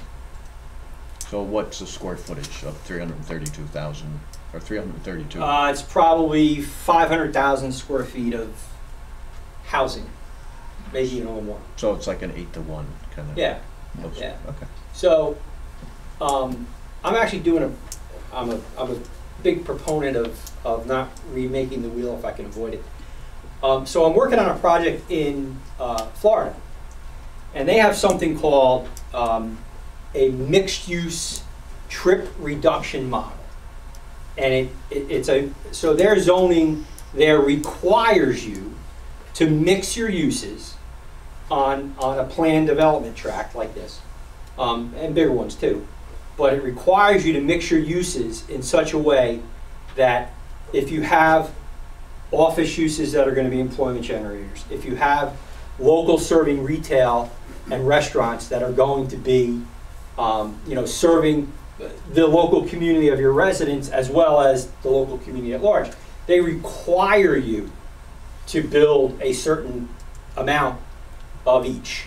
And from the Institute of Transportation Engineers, that number is 22 square feet of commercial use per unit for the minimum. So there you have to build 22 square feet of office per residential unit and 22 square feet of what they call local serving retail, which would be restaurant, retail, personal service like hair salon, hair nails, barbershop, all that kind of stuff. So that they mix the two. And again, so for our job, So how many units were in that project, the example you're using? 332. How many? 332. 332? So just so I understand the math, so if you do 332 units times 22 square feet, so that's only 7,300 feet, right? right, that's the minimum. Okay. That's almost nothing. But Yeah. I'm using. I got you. I'm using an example. It is what it is. I got An you. example that another jurisdiction came up with that has some empirical basis behind it. What was the jurisdiction there? It's Manatee County In Florida? in Florida, Okay. and it's called the Mixed Use Trip Reduction Model, Yeah. and it's section 901 of the Okay. So can I stay on my thought Sure, process please, before please do. before I lose it? That's what we're here for. So, Am I okay with the mic? I might have just lost it. I'm sorry. Okay. We'll get back to it. It was there and now it's gone. Oh, okay, here it is. So, and please correct me because I'm not a developer, so ask this question. So isn't the theory behind it that the retail, essentially, the more retail you bring in, theoretically, the lower price you can sell the housing units? No. Okay. The retail, and again, because some of this is how we treat it, and I believe that that Chestnut Street will be the same way.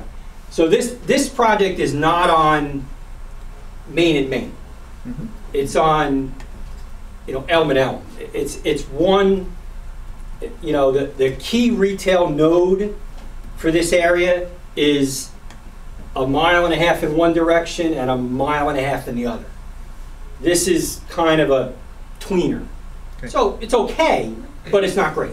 Yeah. So most of your national retailers, your Paneras, all those guys, they want to be 1.5 miles east or 1.5 miles west. Okay.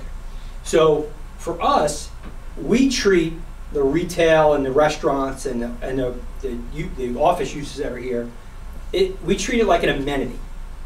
So it's an amenity it's going to help us rent and sell our residential units, but it's not going to do much more than pay the mortgage. Okay.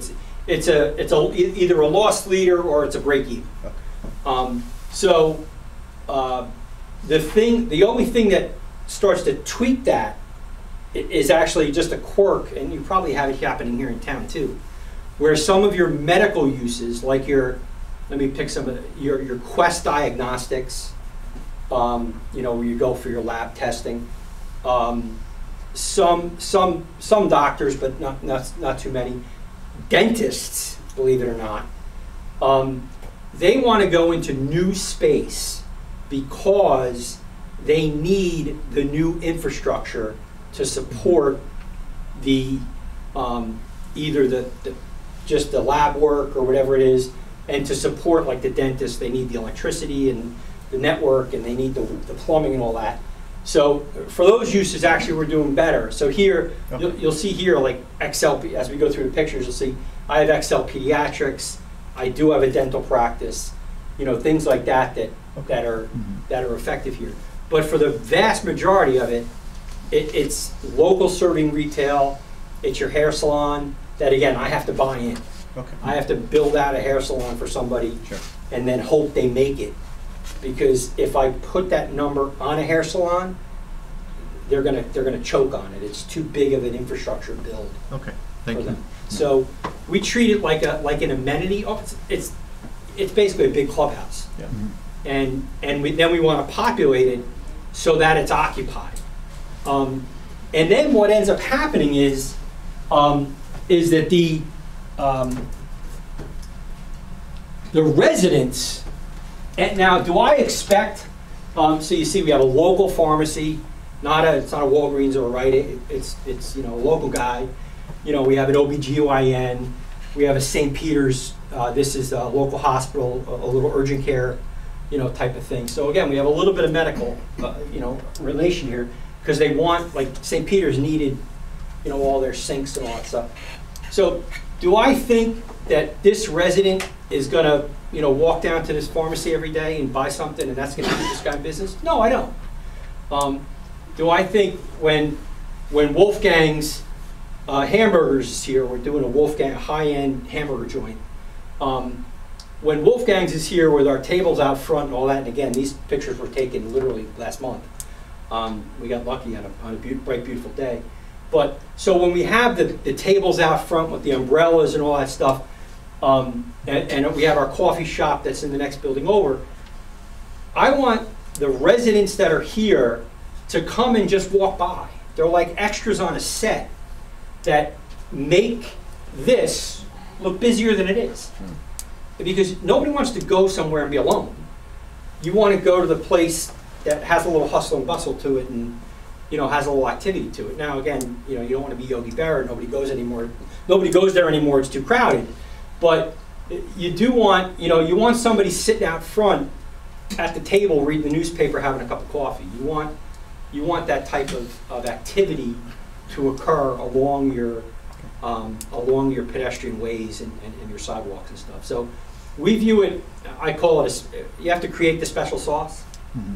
But that's how, fortunately, I have ownership that agrees with that and says, yes, if we're going to bring in a coffee shop here, I acknowledge Starbucks isn't coming here because they're on Main and Main. They're up in Frank Center, up on Center Square at Main and Main.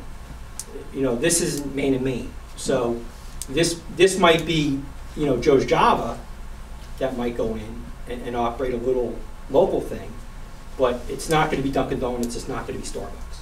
Okay. So they need to be kind of bought in. Thank you. Okay. Okay. A quick basic question. In development like this, who owns the streets? We do. Okay. It would be private streets. We would have a, so we would treat it at the front like this, what you're looking at now. This would be treated almost like a shopping center. So we would own the whole thing. We'd maintain the parking lots and all that, and the residents pay for that through their rent. The store owners pay for it through what's called CAM, Common Area Maintenance, and we would maintain everything. For the units that are in the back, so in the back where there was home ownership, we would set up a homeowners association, and then the homeowners association would maintain, would own and maintain. They'd still be private streets. Right. Okay. They'd all be private streets. Okay. Good. So what was the mix between we're gonna have to come up with a calculation for that, like if we have to put a mixed use, Yeah. we're Well, gonna have to come up with we that. got some numbers to play with here. Yeah, so I mean, I would recommend you make the 22 square feet your minimum, or maybe you double it, or maybe you make it 22 square feet of office and 22 square feet of retail restaurant, and and to bump it up a little bit as your minimum, and then we had set a cap previously at 10%. Mm-hmm. So again, if you were to say that our residential uses as a total were going to be 500,000 square feet, to use a round number, you'd say that you'd cap your commercial at 50,000. Mm-hmm. So if that were the case, we would end up with, basically 3 of these buildings, in round numbers. Mm-hmm. So you'd have roughly 15,000 feet in each building, or maybe it's 4 buildings that are 20, whatever. But, and that kind of works. And, and you see it. But we, this is nice where kind of our thinking is aligned. We need a minimum so that we show it's mixed use. Right. And, again, if it's 22, 44, whatever, that's all kind of okay. Right. And then I think you do want a maximum because you don't want a shopping center. Right, you don't want a shopping center. You want, a little, you want something that, So in the development field, so what's the thought process on the individual sizes of commercial/office spaces and retail? I think when you were in last year, you had talked about one larger retail space. Yeah, what you talked about and then a was, number of smaller ones. Right. You had talked about Aldi's and. Right, we wanted, we were saying that we didn't want, nobody wanted the shopping, nobody Right. wanted the supermarket, et cetera. We said there might be a smaller, if you had an opportunity to get a smaller pharmacy, if you had an opportunity to get one of the smaller grocers, like a trade, and again, Trader Joe's isn't coming here either. Yeah. But Trader Joe's is 13,000 feet. Okay. So, if you had that opportunity, you'd say maximum, you'd have one use that was a maximum of 14,000 feet. Right. Okay. And this is 14,000 feet, Yeah. Okay. But, and again, a legitimate, restriction to put on. Say, no, we don't want, right. We don't want a 50,000 foot Stop and Shop here. We want smaller, local serving, retail restaurant, those types of things. So, and again, I think when we talked about it last time, we literally based it, make it a little bigger than a Trader Joe's and pray. Yeah. They're not coming here. There isn't enough traffic on Chestnut Street, sorry. But that type of thinking. So, I think that's a reasonable thought. Okay. Thanks. Okay. And I think the other thing that I just want to throw out, and I don't know, so were we going to maybe also get as detailed as the number of bedrooms in an apartment/townhouse? I don't think we've decided that yet. I don't know if I really care about that too much. My biggest thing is that if we're going to be talking about a mixed-use project, which we are, that's mixed use. Okay. So just leave the yeah. housing to the Other than that, I really Okay. think the market has to dictate a lot Okay. of these questions. Okay. Yeah. Whether it's 1, 2, 3 bedroom, whatever it is. Okay. I mean, the concept I keep hearing is the built village, if you will. Okay. Like Palmer has 3 or 4 villages. Okay. That are been there historically, and each one has its own little infrastructure, its own stores and housing and everything else, and that was because of the mills. But the concept I keep hearing is that these developments are kind of like a village. You've got your basic needs. They're walkable communities. They're walkable communities. You've got your basic needs, so you don't have to drive up to Big Y to get a bottle of milk. But they're not totally self-sufficient either. Right. You can go other places to get where you need bigger stuff. Right. You want to be part of the community. Right. But you have the opportunity in a mixed-use place like this to take care of some of your function on site. Yeah, okay. And again, that amount of trip reduction, that might be 15%, Yeah. 10%. You know, I mean, if a single-family house is 10 trips a day, a 3-bedroom townhouse would be, you know, it's probably 6 trips a day. So again, if that townhouse person can take one of those trips and not go on to Chestnut Street, win. Yeah. You know, that's good planning. That's a good job. Okay. And I just wanted to just quickly mention, just, you know, with respect to some of the things that had been brought up at the working session, you know, density and some of those issues. I think what, you know, I essentially kind of learned in reviewing, you know, this new Berlin bylaw and just kind of what they're doing out there. And I think it's especially important for smaller rural communities. And I mean, East Long Meadow has some at what, 15,000 are we at? 16,000? So, you know, the question, I think the initial number, John, you can correct me if I'm wrong, was 600, right? It was 15 units a day. Right. And there was questions, you know, is that too much for East Long Meadow? You know, is that a lot for a community of 15,000, 16,000 people? Berlin is 2,500-ish, 200 units in their mixed use. So I just want to say it's not, you know, that's 600 for a $15,000, $16,000 community is not, you know, this absurd amount of units. So I just kind of wanted to put that kind of in perspective. And something that, you know, the developer here is, and the petitioner here is, you know, cognizant of and takes very seriously, and what they did in Berlin too, is the fact that this is, you know, traditionally rural communities, and the maintaining of, you know, open space, and something that's very important for the town, and, you know, this petitioner here is cognizant of the walking trail and making sure that space is utilized. And John, again, correct me if I'm wrong. And I think that's, you know, just something that's important for that both this small rural town is considering as well as East Long Meadow is. So I just wanted to kind of put those kind of notes out there as well. Yeah, but I'm going to push back a little bit on that, though. So Berlin, and as someone who regularly drives Route 495 at least 3 times a week, the amount of traffic on 495 is a gazillion times more than what would go on Chestnut Street or Shaker Road. You get the Understandable. Salmon Run Mall and Yep, all the understandable. athletic, indoor athletic facilities So and to tournament. put 200 units or 225 units there is a blip. You know, and I'm not saying 600 is the wrong number. I'm not saying that, but I want to put it in a little better context. So. Understandable. Yeah. Okay. At this point, this is a public hearing. I'm going to open it up to the public and see if anyone has any comments or questions at this point. We will be continuing this hearing for quite a while, so there's room for input. But it is a public hearing, and there's anything to say. Okay, well, keep listening, and when you do have things to say, we'll give you the chance. So then I want to just, on your part. Yeah. So I don't want this hearing to go on and on and on and on and on. Yeah. I would like this board to consider putting a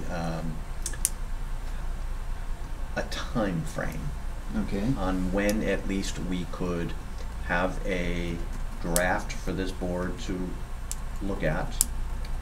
Well, we've kind of looked at a draft. We have looked at it. But as we've kind of revised it, so we get down to where we have a final to actually vote on, and then pass to the town council. I mean, just for the petitioners, they've been here a long time. Yes. It's been through us, it's been through town council, it's back to us. So, you know, I would like to be as bold to say no later than date. And I ask my fellow board members to help me with what you think the date should be, but I don't think it should go into the summer.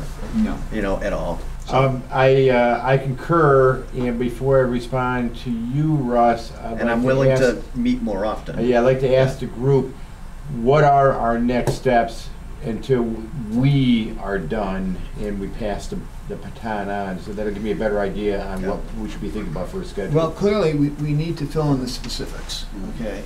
And for an example, one specific was we talked about mixed use, what that would really mean as far as 3 uses, the sizes and things like that. So those are the kind of details we're talking about. Right, I think. Okay, gotcha. The bigger ones are the density, okay, which, you know, we've got a couple of different ideas on. The percentage of mixed use of non-residential to residential, okay, and the height. I think those are the 3 most significant ones. The setbacks and the buffers, we can come up with, I think, fairly quickly. But those 3 parameters, okay, will really set the tone of the project and let the developer understand whether or not it's feasible with what we want, okay? Now, how soon can we do that? Hopefully April 2nd, I mean. Okay, so hypothetically, we leave here tonight, April 2nd, we should be in a position to start talking about specifics on the issues we've been dealing with. I would hope so. Okay, so after the second meeting, do you expect to make a decision on the second or on the details, or not to make a decision on the second? Again, just a gut feeling, I'm not holding anything. Gut feeling, no, I think we're gonna have to at least go to the 16th, okay? Okay, so we'll talk about the details on the second and probably make a decision on the 16th. If the board can come to a consensus. Right, okay? yeah, right, of course. If we can't get a consensus right away, then we can move on. It's gonna take a little longer. So, especially if questions come up that we need data on. Yeah. Okay. So I realize that what we come up with then needs to go to town council. Right.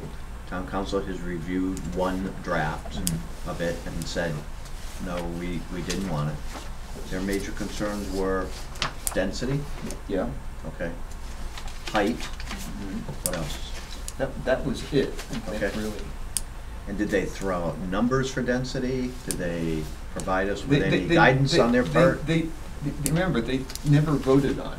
Okay, but there were discussions. There was discussions and it was withdrawn, okay. Okay. But it'd be nice to know, and I know that Flavor. none of us have that answer, but it'd be nice to have some kind of indication of what they might be thinking, so that we're not approving something that isn't gonna get approved. When we're done, so we're not wasting everyone's time for nothing. If I just may just put out maybe a possible suggestion, is it possible, I don't know procedurally how to do this, but is it possible that maybe with the desire to get this rolling and to not go to town council and have them be like, no, that's not what we wanted, can we on the 2nd, is it possible to have that be a public hearing so that there can be more additional communication between the petitioner, the board? Perfect. And then invite the town council to come and take part. And so they can at least be voicing thoughts. That would have to be a joint meeting. Right. So I'm just Okay. wondering, can that happen? Do we have time? I don't think that Certainly would no be time for the second. procedurally good. Okay. Because what we're doing is putting something together that we come to consensus on and we present to them, and then they have to vote on it. Mm-hmm. And having them participate in that process puts them in an awkward position when they have to vote on it. Okay, it's like me sitting down with an applicant and advising them on how to present a plan, and then they come before me and I have to make a judgment about that plan that I participated in generating. I've been there, done that in conservation, and it doesn't work well. Okay? So could I ask our director if you could prepare a memo for the board on what were the major concerns of the town council during their discussions? You know, just got a nice flavor of, okay, they had concerns about this and concerns about that and whatever. So just could be hearsay, but what I'm hearing, some of the schools people are just saying 600 is too much. You know, we're not going to be able to absorb all those kids into the school system, and there's going to be an impact on the system. You know, so I don't know whether, quite honestly, whether they're going to lobby against it because they think some of their resources might be taken away from them.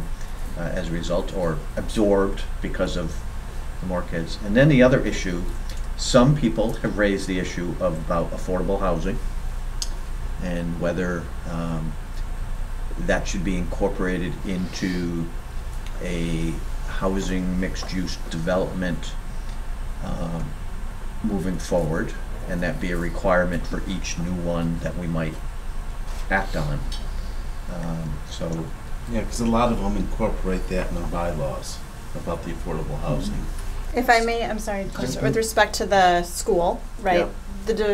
You know, the petitioner doesn't anticipate, at least with respect to their development, that's gonna, I understand that, but one of the bylaws that I looked at and I thought it was helpful was Hopkinton. They did a mixed-use bylaw, and they had within that a provision that, you know, everybody presumed, the developer presumed that it wasn't going to have a high impact on the schools. But to the extent it did, the developer was going to be required to put some sort of community impact payment with respect to that. I don't think that's something that's would be a problem for the developer here.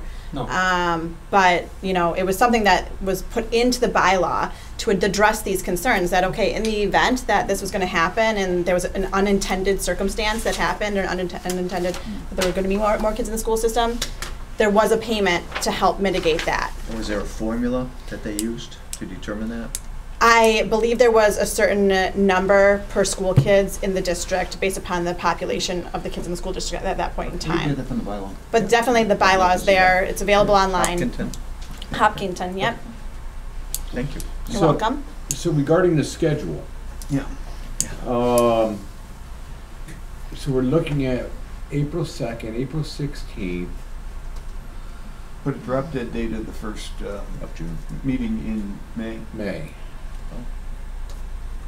Yeah, I mean, it's got to be done right. Yes. But I also don't want to drag this on forever either. No. And I think if we can't do it, I mean, I think we should be able to get this thing done the first or second week of April. If we have to slip to the first week of May, but I'd rather try to, in my own opinion, just do our job and get it done and be done by the middle of April so we can move on with other And things. to that end, I would very much ask the board members to do your homework on this. Okay, there's we've got a couple bylaws that have been presented to us. We know Hopkinton is online, Wilbraham is online.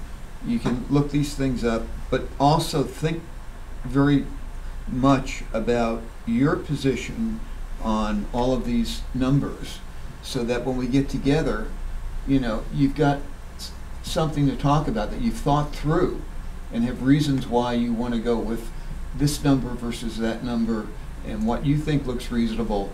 And if we all do that, then when we sit down, we can have the conversation and come to a number that we can all agree on, and then we can move forward. Okay? If we just walk in and say, well, you know, I've been too busy the last 2 weeks. You might as well do it tonight. And what's the difference, right? Yeah. You know what I'm saying? But I'm kind of looking at Connie as well to, you know, kind of develop a memorandum with different options from different bylaws, kind of thing. Okay. So it's all there in front of us. Yeah. As Kind well. of in a summary form, because Yes. we don't, Yeah. if it's too Right, it's a long, it's summary. in wordy and everything. You know, so George, you recall when we were on the Charter Commission together, Hopkinton was a similar community. Yes. That we looked at. Yes. So I would like to, you know, look at Berlin, no, Hopkinton, yes, kind of, you know, but. The planner who crafted the Hopkinton mixed-use bylaw is one of my acquaintances. Great. So Good. I've already had a conversation with her, and maybe we can have a dialogue about some of the pitfalls that they stumbled over, and maybe. Yeah. So, are you looking at more of a matrix? Okay, so here's what Hopkinton has. Here's what, or do you just want to Narrative. I think Thank I'm, you. right? Okay. I think we're kind of looking at a narrative. Okay. All right. What you do. Even Have bullet points. Someone who wants to ask. Bullet points. Sir. I like bullet points. Me too. Larry Tuttle from Architectural Insights. This is sort of a historic throwback in that I'm representing, in effect, Jay LaFave, who has the property in the center of town. He had proposed a mixed-use project some years back and listening to some of the parameters in the presentation tonight, a much more modest development, and it was something that philosophically in a lot of the bylaws retains some of the community aspects that are already present. The pedestrian circulation of the downtown to municipal services, the library, those things are already there and not needing to be infused into the development itself. Now, one could say that that would tend to make it more of a residential only and not mixed use, but in the proposal that he was making, there was commercial space also part of that project. The question I would have for the board is, when drafting a zone or the language for a zone, is there a minimum size that you're looking at for the economy of scale? Yes. Because you have to be careful of building something that is still automobile driven, because all things are not going to be, all needs are not going to be met in that development. And do you want to take away from some of the downtown that you already have and that identity? Because that's a very careful thing you have to consider, because some of these major and successful projects do draw away from some of those older centers. I appreciate your comments. I think we need to understand is that we're increasing the population of the town by putting this in. Yep.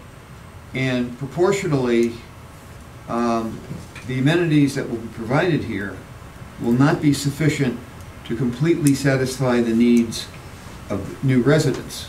And so in that respect, we're adding more customers to the existing businesses, as well as bringing in new businesses to serve these additional population.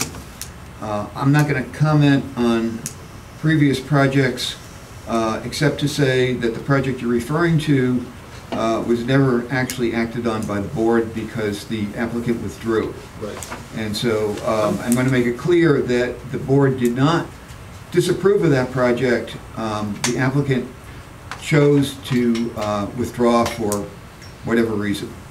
The other thing, your first point about the size of the lot. Mm-hmm. So at our last meeting, we did have a robust discussion. Yes, we did. About that.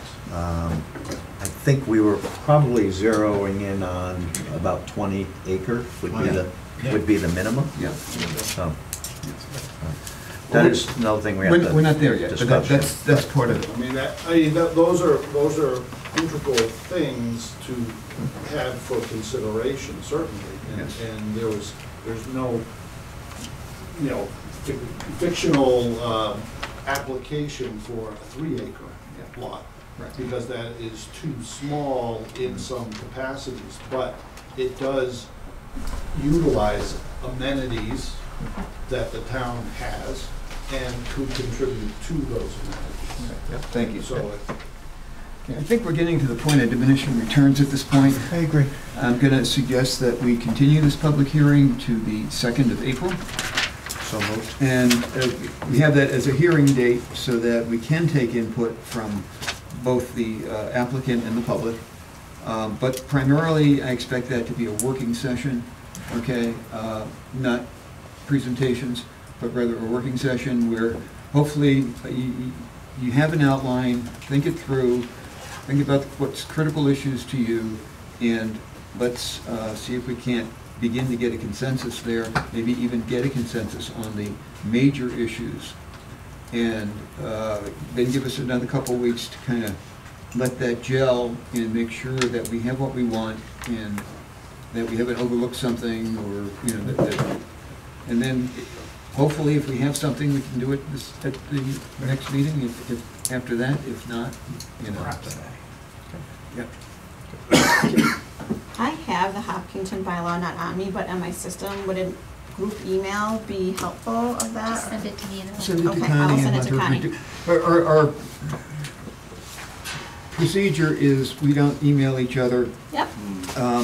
We prefer, it all goes through our planner, and then she can distribute it, Perfect. and that way there's transparency about it all. Absolutely, thank you. So we have a motion to continue? So moved. Do I have a second? I'll second. All those in favor? Aye. Okay. Do I have a motion to adjourn? So moved. Do I have a second? You're not done. What? Where's your second? Where's your agenda? Hold on. Do you have a digital copy of that? I'm sorry, Do you have a digital copy of this? John, Yes. do you have a digital copy of that? Okay, can you email it to me and I'll shoot it over to Connie? Thank you very much. You still have part two. Oh, okay, sorry, we can't adjourn yet. We have to Oh. open the second public hearing and then continue it.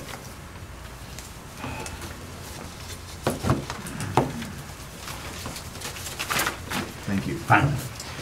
Case ZN 2019-02, 330 Chestnut Street, petition by applicant M&A Long Meadow LLC, consider a zoning change at 330 Chestnut Street, assessors parcel 18-38-0, a 40.35 plus or minus acre site from the Industrial Garden Park zoning district to mixed-use zoning district. Applicant agent, attorney Jane Mantelowski, help me with that. Manteleschi. Thank you. Fitzgerald Attorneys at Law, PC, 46 Center Square, East Long Meadow, Mass. May I have a motion to continue this public hearing since we don't have a bylaw yet? So moved. Do I have a second, to the 2nd of April? All those in favor? Aye. Now do I have a motion to adjourn? So moved. Do I have a second? All those in favor? Aye. Thank you.